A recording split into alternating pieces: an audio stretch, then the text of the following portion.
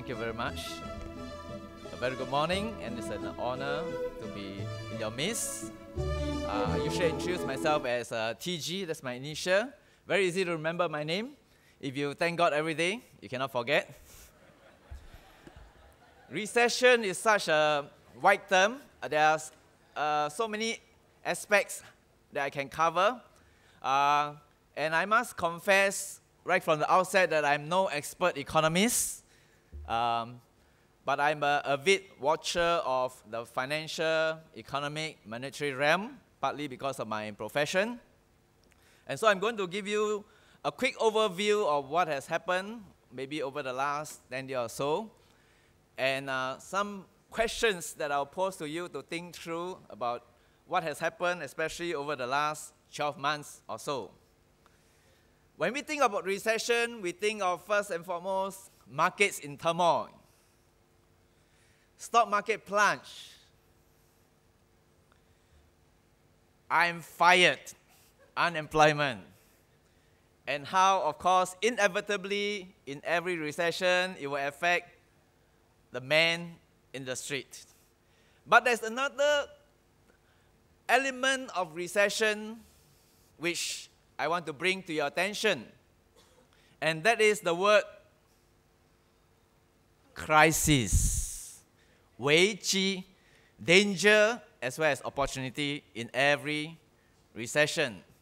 And so I want to quickly give you an overview of some of the, in my short lifetime, some of the recessions, crises that I've experienced.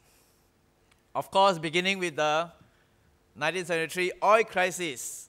Some of you, I would say, for the poly students, the majority of you are not even born yet. But this is a crisis that saw the oil prices quadruple, and primarily because of the Arab-Israeli war, Yom Kippur War in 1973. And then another crisis that we can easily identify here in Singapore because it's quite localized is the 1985 pan-electric crisis. Again, some of you may not be born yet. But this is a crisis that will always remember, that I will always remember vividly in my mind because I was a victim of this crisis. In 1985, I lost 350,000 speculating in the stock market. By June 1986, I have 2 judgment debts, 17 creditors chasing me in and out. When are you going to pay up? By September 1986, I was on the verge of bankruptcy. But I'm here to share with you a miracle story of hope, deliverance, and victory within a short period of 3 years. Thank God, yes. Thank God for the reminder. Before 1985, I was known by my Chinese name, but in the midst of the crisis, I really got to thank God for this miraculous deliverance. Okay, no time to share the details of the story. Let me quickly move on. Of course, memories are short. You know, it's just about 12 years ago, this region again experienced unprecedented Asian financial crisis. Just when the Asia-Pacific region was touted as the growth region. But just with the devaluation of the Thai baht in July 1997, it triggered a domino effect.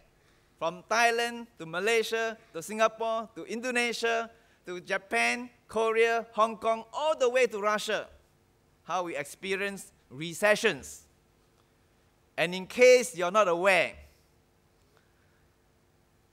just through one company, the collapse of the long-term capital management hedge fund, it almost triggered the downfall of the whole world monetary system. And that's how fragile our system is. Okay? But have we learned the lesson, even from the Asian financial crisis? You be the judge. Eh? Of course, IMF also stands for I'm fired. And I believe the ex-president of Indonesia, Suharto, never for a moment imagined that through this crisis, he was to be brought down after 32 years in power.